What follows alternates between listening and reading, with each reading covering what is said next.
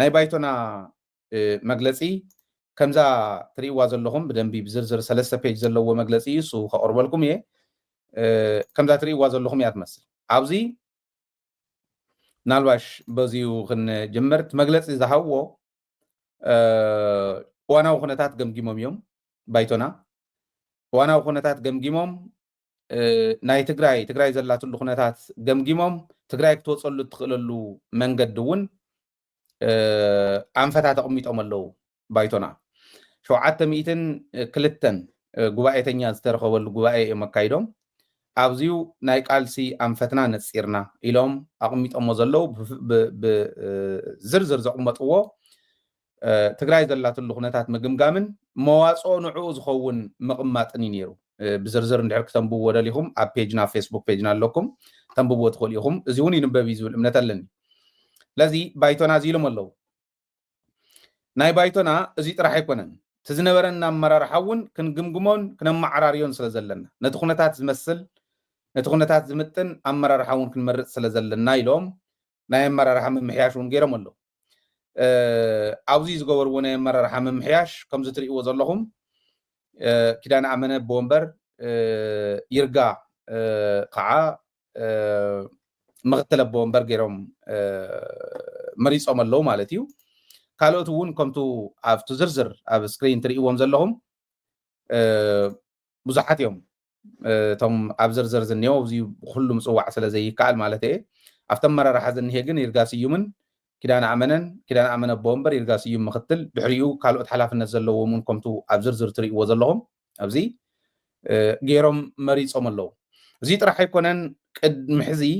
ኣብ መሪሕነት ናይ ባይቶና ዝነበሩ ግን እቲ ጉባኤተኛ ርኢዩ ካብ ባይቶና ኣባሪርናዮም ኣለና ብዘርኣይዎ ብዝተፈጠረ ግድፈት ኢሎም ዘባረርዎም እውን እኒአው እቶም ዘባረርዎም ኣብ ስክሪን ትሪእዎም ከም ዘለኹም ሓደ ክብሮም በርሀ ስብሃቱ እዩ ዮሴፍ በርሀ ለምለም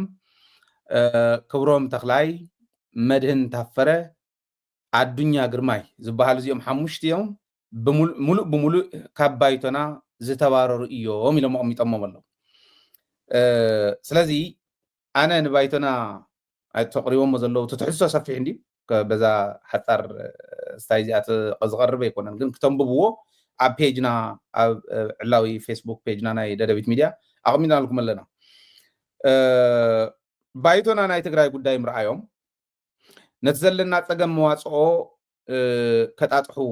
መዋፅኦ ክፈጥሩ ምፅዓሮም ናይ ውሽጢ መሪሕነቶም ምምዕርራዮም ተስፋ ንክንገብር እዩ ዝገብር ተስፋ ኣለና ኩለን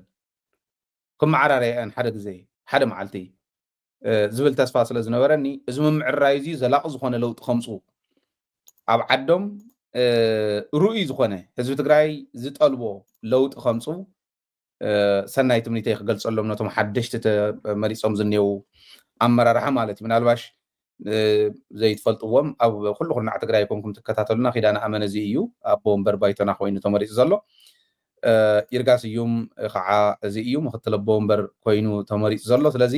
ነዚኦም ክድገፉ ኣለዎም ውድባት እሳቶም እውን ክመሓየሹ ኣለዎም ኩሉ ግዜ ውድብ ንምውራድ ኣይኮነን ቃልሲ ወይ ሕወሓት ካብ ስልጣን ንምውራድ ኣይኮነን ቃልሲ ከምኡ ኣይኮነን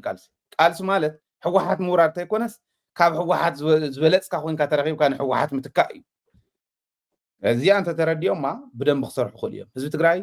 ለውጢ ይደሊ ሕወሓት ተተለዊጣ እውን ትመርሕ እዚኦም ዝሓሹ ኮይኖም ተተረኺቦም እውን ይመርሑ ቦቱ ዝኸድዎ ዝነበሩ ግን ኣይኮነን ባህሊ ኣነ ናይ ግለ ናይ ሚድያ ኣይኮነን ናይ ሚድያ ዕላዊ መግለፂኦም እንታይ ከም ዝመስል ምዝራብ እዩ ናተይ ከም ሓደ ትግራዋይ ግን ኣብ ጭንቀት ስለ ዘለና ኩልና ዝሓሹ ኮይኖም ተረኺቦም ፖሊሲኦም ዝሓሸ ዝኽተልዎ ኣይዲዮሎጂኦም ዝሓሸ ብተግባር ዝሰርሕዎ እውን ዝሓሸ ኮይኖም ግሪዲ ዘይምኳን ንስልጣን ሕወሓት ትውረድ ኢልካ ዓዲ ክፍቲ ምግዳፍ እንተይኮነስ ንዕኡ ከማልእ ዝኽእል ሓይሊ ኣለና እዚ ኢና ንመስል ኢሎም ንህዝቦም መረዲኦም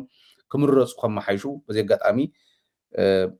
ከም ትግራዋይ ማዕዳይ ክቐርብ ስለ ዝደለኹ እዩ ከም ደደቢት ንትግራይ ዝሰርሕ